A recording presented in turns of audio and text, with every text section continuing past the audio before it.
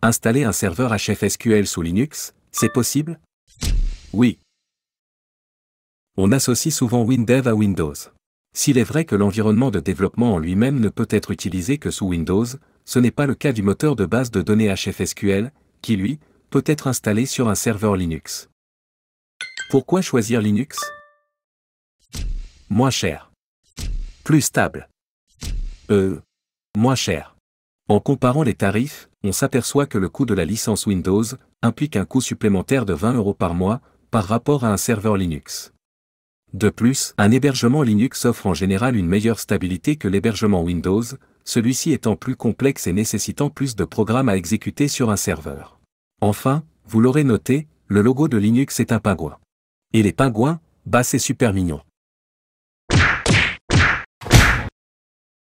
Mais Linux, c'est compliqué. Non. Enfin, oui, un peu, mais en fait non. En réalité, seule l'installation du serveur HFSQL va se faire sous Linux, et elle ne demandera que quelques étapes assez simples. Une fois installé, vous pourrez comme d'habitude utiliser le centre de contrôle HFSQL et votre environnement WinDev depuis votre PC sous Windows. Ce sera donc totalement transparent pour vous et vos utilisateurs. Comment on fait? Les prérequis sont les suivants. Un hébergement VPS. Ici on a choisi l'hébergeur Hostinger, le premier prix est à 3,50 € hors taxes par mois. Les fichiers d'installation du serveur HFSQL, à télécharger sur le site de PCsoft. Pour rappel, l'installation et son utilisation sont totalement gratuites.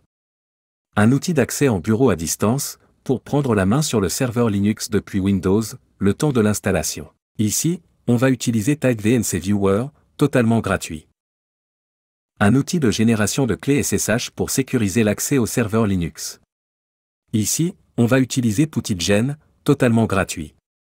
Enfin, on va utiliser un client FTP. Ici on a choisi FileZilla, également gratuit.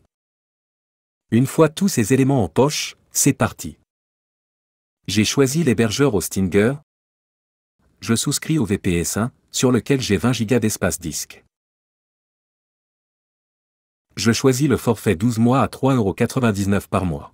Le temps que mon espace soit activé, ce qui prend quelques minutes, je pense à télécharger les fichiers d'installation du serveur HFSQL sur le site de PCsoft.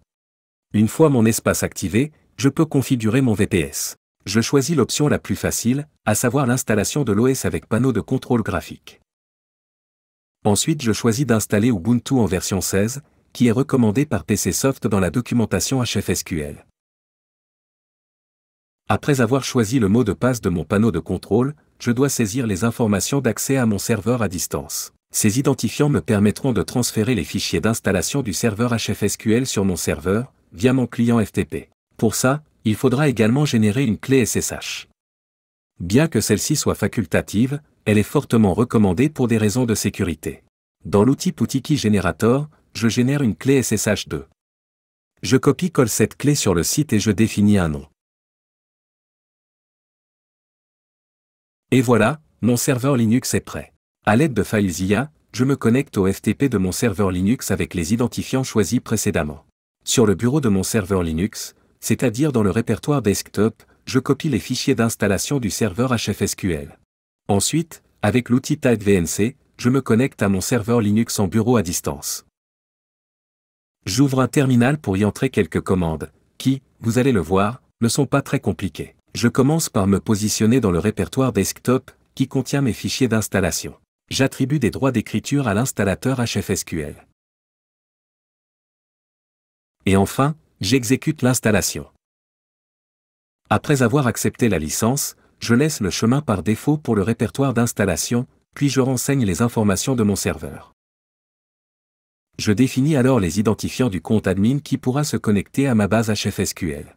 Et voilà, l'installation du serveur HFSQL est terminée. À partir de là, il n'est plus nécessaire d'accéder au bureau Linux, tout se fera depuis Windows.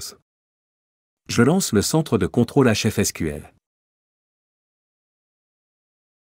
Je renseigne les informations de mon serveur HFSQL, l'adresse IP du serveur, l'utilisateur et le mot de passe. Et voilà, j'ai la main sur mon serveur HFSQL. Je vais maintenant créer une base de données. Une fois la base créée, j'importe des fichiers existants, au format HFSQL classique. Pour tester, j'ai créé un fichier PI contenant quelques enregistrements. Et voilà, j'ai accès, depuis mon centre de contrôle HFSQL sous Windows, à ma base de données hébergée sous Linux. Pour tester jusqu'au bout, j'ai créé un projet WinDev. Je crée une analyse, je lui indique comme type de base de données, HFSQL client-serveur. Je crée alors une connexion, en reprenant les infos de mon serveur HFSQL. J'importe dans l'analyse mon fichier, PI, depuis ma base HFSQL.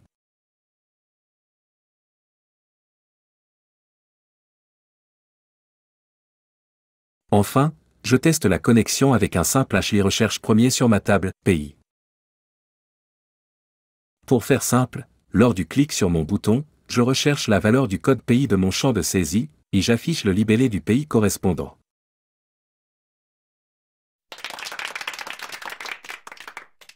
Et voilà comment installer un serveur HFSQL sous Linux. Vous retrouverez toutes les infos en description de la vidéo.